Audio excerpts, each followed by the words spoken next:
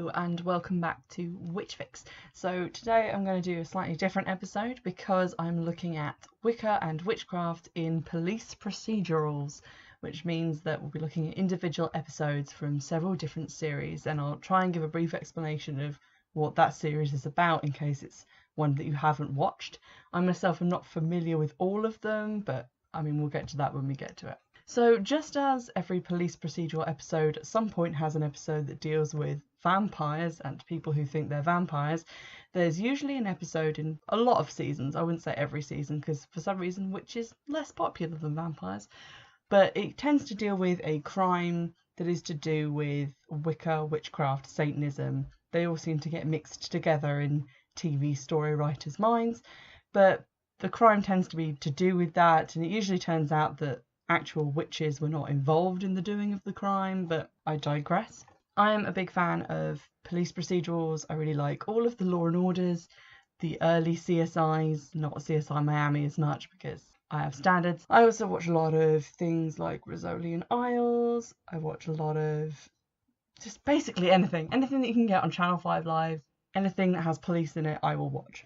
So I have watched at least one episode of all of these seasons. I wanted to do this episode because I was thinking about various different things that I'd seen to do with Wicca in the media, because that's what the podcast is about, and I remembered that there was an episode of New Tricks that features Wicca quite heavily, and that led me thinking about an episode of Rizzoli Isles that I'd recently watched, and then I started thinking about other episodes I'd seen, and I did a quick Google and managed to find some that I hadn't actually seen before, so I thought I'll give you the rundown on all of those, just in case, like me, you're a procedural crime junkie and you want to watch episodes which have to do with Wicca or witchcraft. Now, having said all that, not very many of these episodes got it right. They got it heinously wrong, and basically quite a lot of them made stuff up. But that doesn't mean that they weren't entertaining for me to watch, so I'll get into it. The first episode I'm going to talk about is an episode of CSI, that is classic CSI Vegas, not Miami or New York or the short-lived, thank God, CSI Cyber. CSI focuses on crime scene investigators. The original series focuses on them in Las Vegas. This is actually quite a late season. This is season 15, episode 4, which is called Book of Shadows. And by season 15, we'd lost Grissom, who is my boy, and he'd been replaced by Lawrence Fishburne, who had then been replaced by Ted Danson. I don't know why.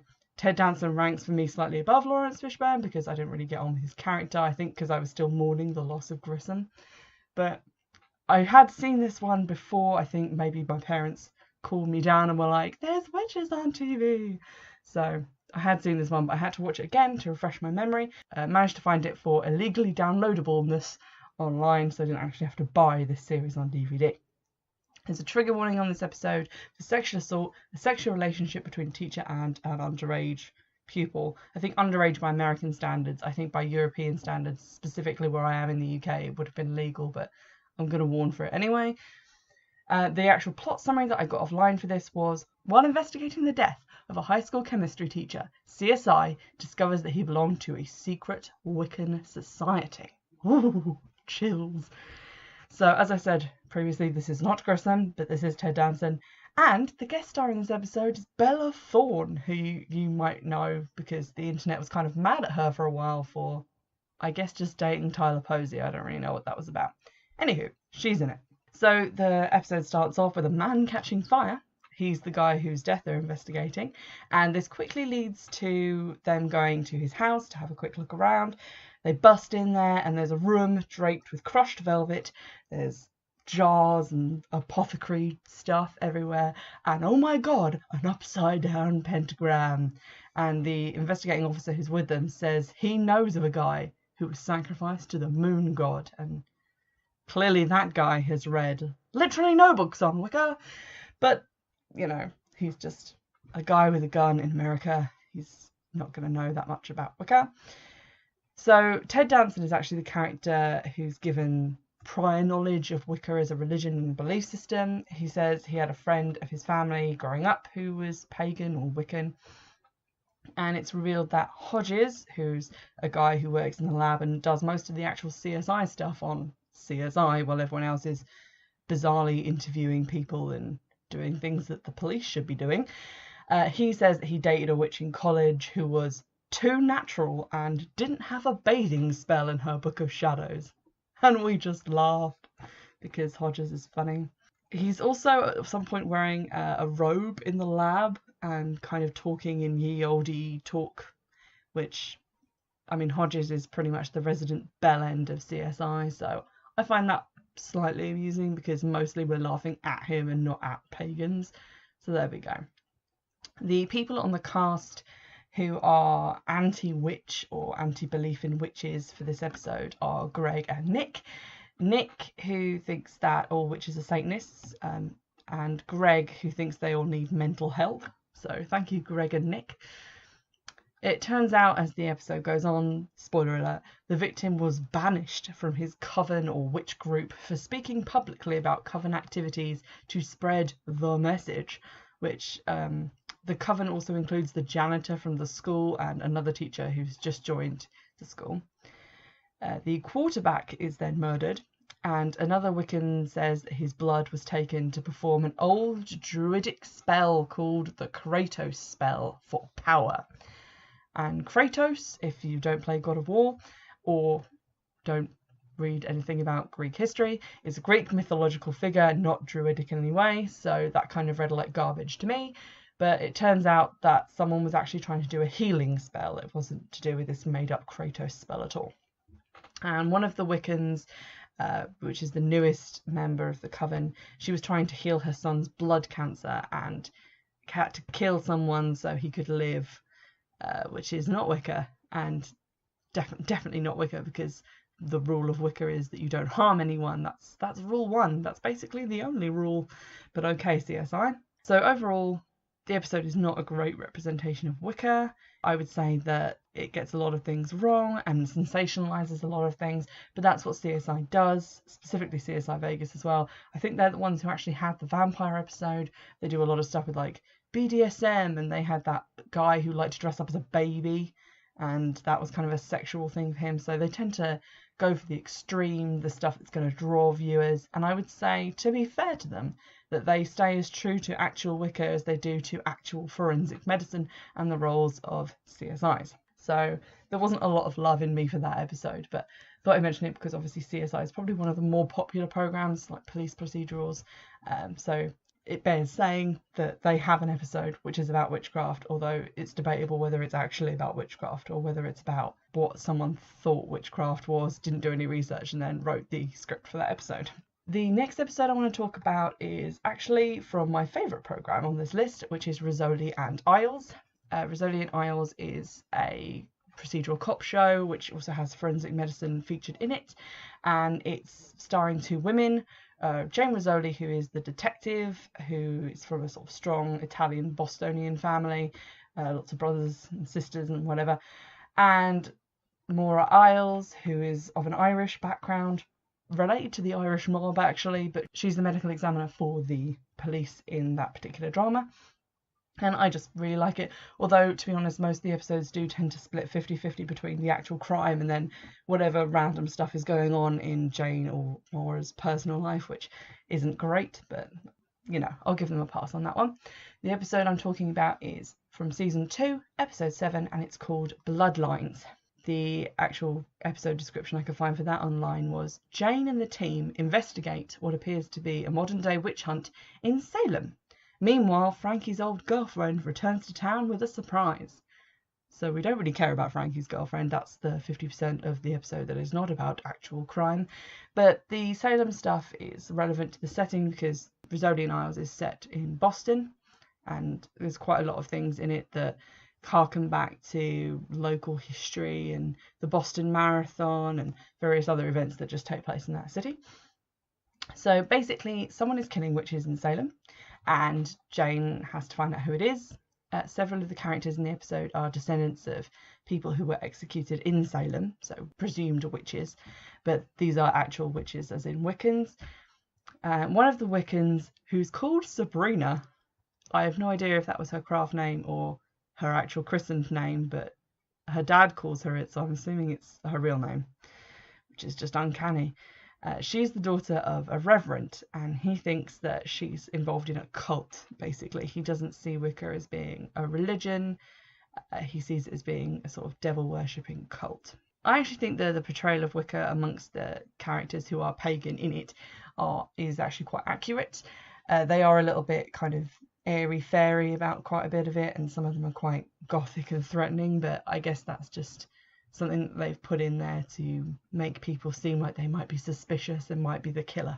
So during the investigation, there's again the back and forth, like in the CSI episode, between people who are sort of scornful about Wicca, which is Jane Rizzoli, who's a more practical character, and people who are academically interested in it, who is sort of Maura. And then from that promising start, the end of the episode kind of descends into dodgy territory when it turns out Sabrina is in fact suffering from schizophrenia, which is genetic. And they say that basically because she's related to Sarah Good, who was executed in the Salem witch trials, the reason Sarah may have confessed to being a witch or confessed that she had turned into an animal and met with the devil and all this other stuff is because she was suffering from schizophrenia. And now Sabrina is afflicted by the same thing, and that the kind of push and pull and the stress of the arguments with her father, the Reverend, and the coven that she's become a part of have resulted in a kind of psychotic break caused and triggered by this late onset, or I guess, no, she's a teenager, so regular onset time of schizophrenia, have made her kind of split off, and so she has her normal personality where she's involved in Wicca, and then occasionally she just snaps and becomes a super Christian killer of witches. And it's been her doing it all along. So that's not great. I think a lot of times with police procedurals, it's quite easy to say, oh no, it was this person, but they had a mental illness, or their mental illness made them do it. And that tends to be quite an easy scapegoat, especially because, I know, it's not great to have a mental illness when you're dealing with the police, because a lot of people who have mental illnesses and appear to be dangerous get shot because people don't understand them, especially in America. So that felt kind of a little bit of lazy writing. I appreciated though the idea that schizophrenia might have been passed down to her from one of the witches at the Salem witch trials who may have experienced the same thing, and that kind of explained some of what they had confessed to, although to be honest a lot of people confessed because they had been tortured, and it was basically continue to get tortured or just get killed if you confess. So pretty much a simple way out of things if you've been accused. The New Tricks episode I was talking about in the introduction to this was called Wicca Work and is season 3 episode 5, so there's a trigger warning on this one for sexual assault. And New Tricks, in case you didn't know, is like a BBC One police procedural, and it's basically a load of retired police officers who are in a sort of unsolved and cold case squad, and each week they have a cold case that they pick over and go back and they interview people about what had happened sort of 10, 20, 30 years ago, and they try and solve the crime, and you know, because it's television they usually do. This one has an episode summary which is: when an unbalanced young woman comes forward insisting that the suspicious death of a lonely librarian was down to witchcraft, the team are drawn into the world of the occult. Put under increasing pressure by a series of strange events, the squad struggles to remain cynical about the supernatural. So this one probably is what I would call the best representation of Wicca on television in a police procedural that I could find, because it kind of jives with modern Wicca. You've got 3 characters, one who's kind of mocking, one who kind of views it all as kind of just made up airy-fairy nonsense, and one who's kind of interested in researching it and looking at what's been written about it in the past.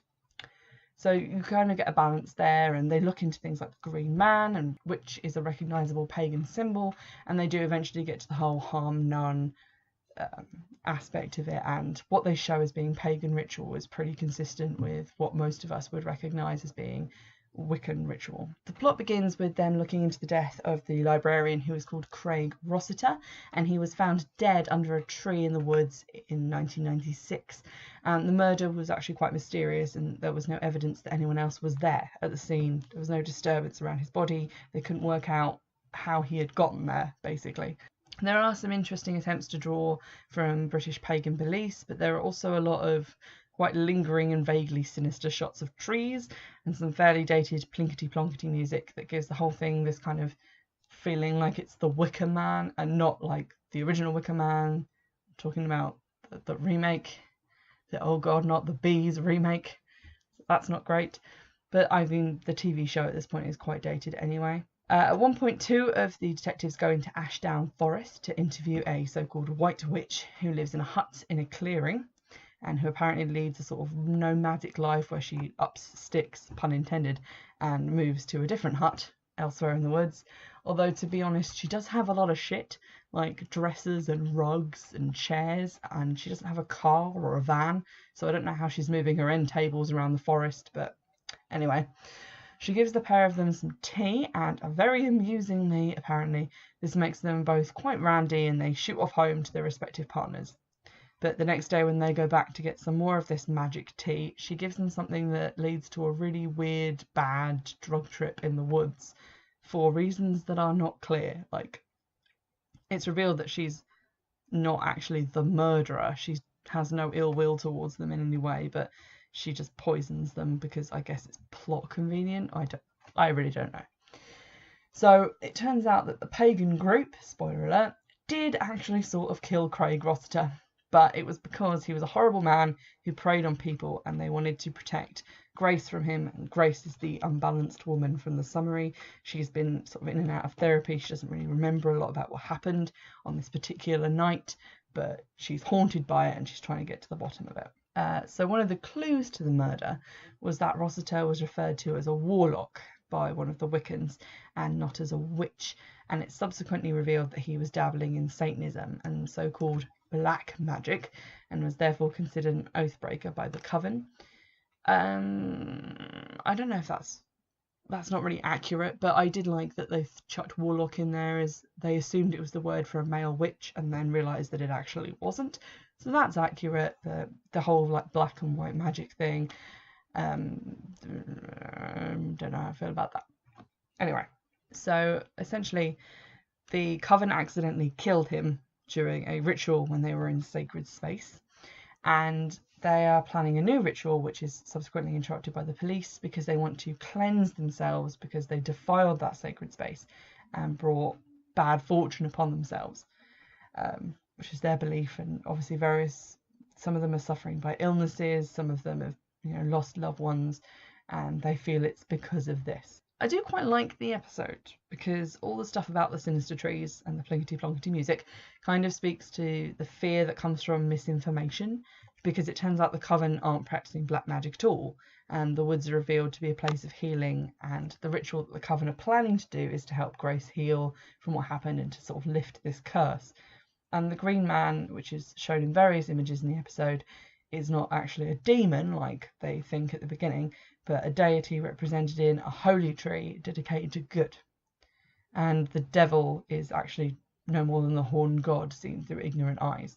They go in thinking this is devil worship, and they come out thinking, actually, we've all learned something. So for that reason, it's my favourite one on this list. The Mentalist episode is Red Rum from Series 1, Episode 12. I couldn't actually find this one illegally online. It was the only one I couldn't find, and so I had to buy the whole of Series 1 on a DVD, which cost me £1.46. So I made that sacrifice for you guys. The Mentalist is basically one of those crime dramas where the police are there, but they have a kind of Sherlock Holmes character with them who's good at one particular thing, and that makes them a good consultant to have. So along the lines of Castle, where they're being helped by a crime writer, or Perception, where they're being helped by a psychology professor. In this one, they're being helped by the titular Mentalist.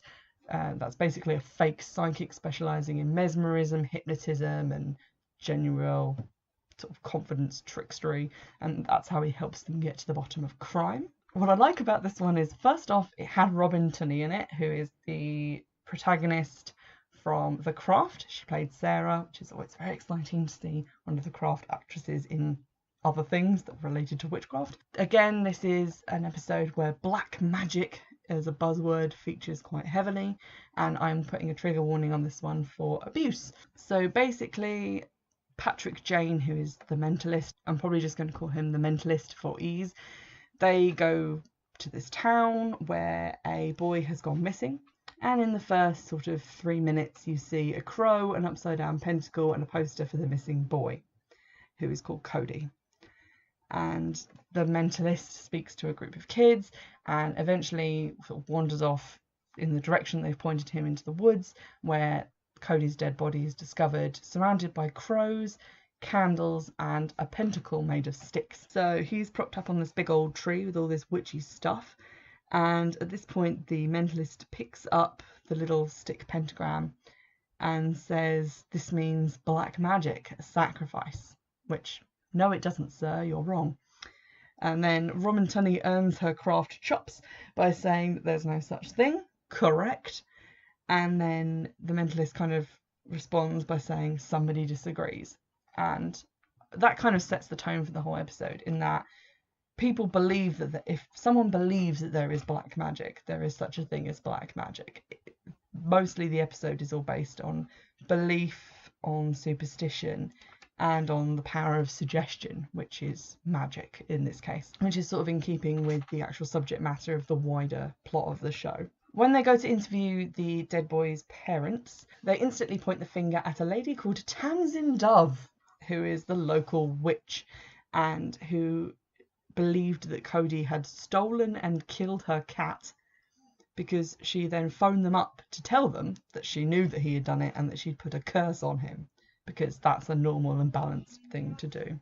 Anyway, so they rock up to this lady's house and she has a door knocker in the shape of a goat, which is a sign of Satan, which is pointed out in dialogue and which was quite amusing. But she also has a tile pentagram under the doormat. The door is then opened by Tamzin, who is played by the lady who played Cassie in Buffy the Vampire Slayer, which is amazing. I love that actress, and she occasionally does pop up in like police procedurals like this and CSI and various other things. So that was nice.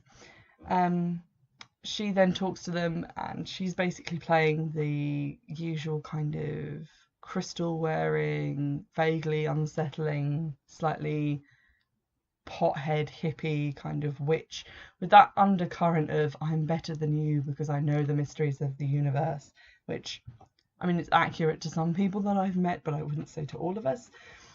And apparently she didn't bother to tell the cops that she knew that there was a dead body in the woods, because the crows and the rain would take care of him, and there was nothing that people could do for them.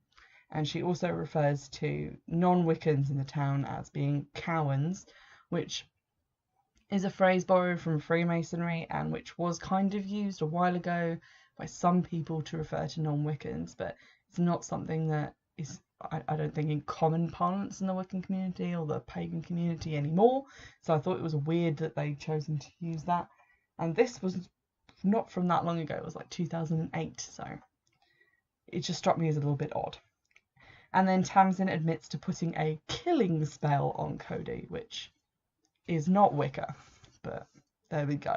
She actually offers to demonstrate a public binding spell, because this is apparently similar to the killing spell that she used. And so she performs it on Agent Cho, who is the very superstitious member of the team, which freaks him out and is sort of the humour plotline for the episode.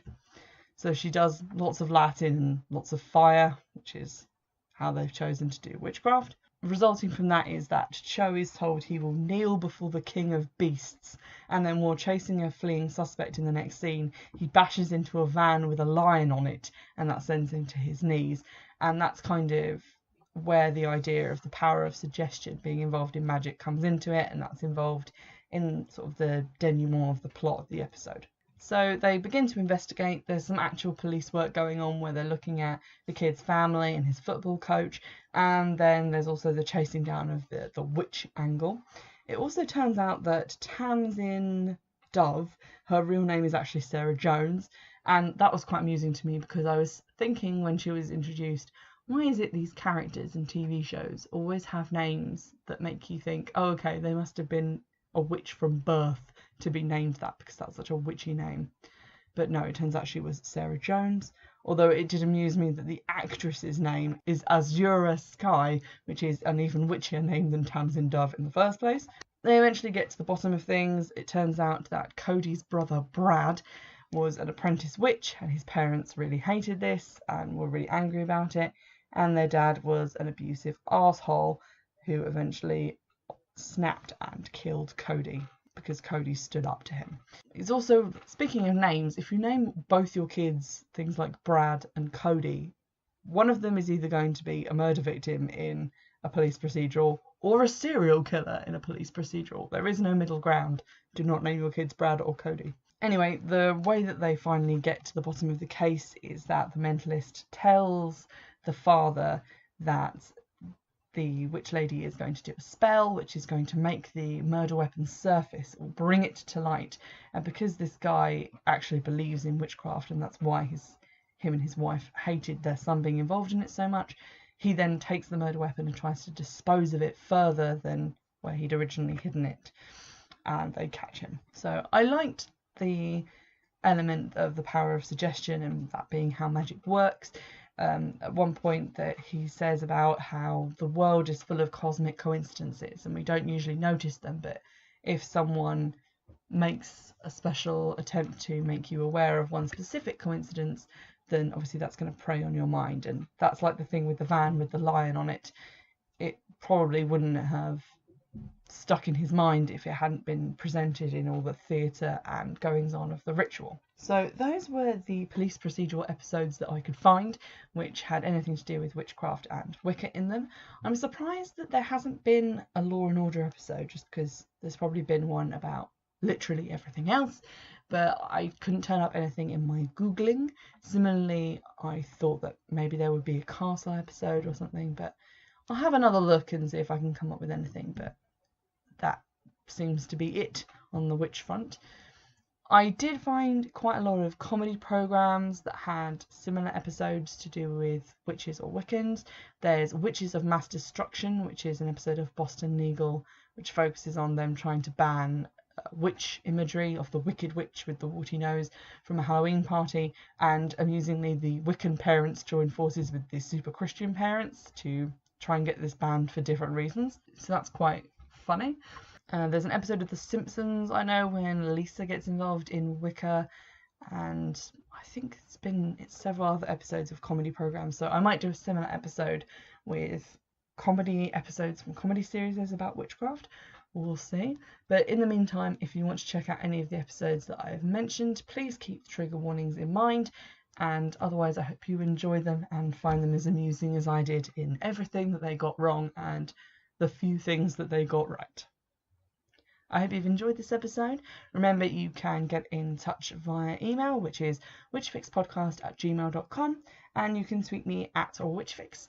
And remember, you can listen on Castbox, or you can also listen on YouTube. We have a YouTube channel now, which is just Witchfix, and you can also donate on Patreon so that we can keep, so that I can keep spending £1.46 on copies of The Mentalist to review for you. I'll see you next time. Bye!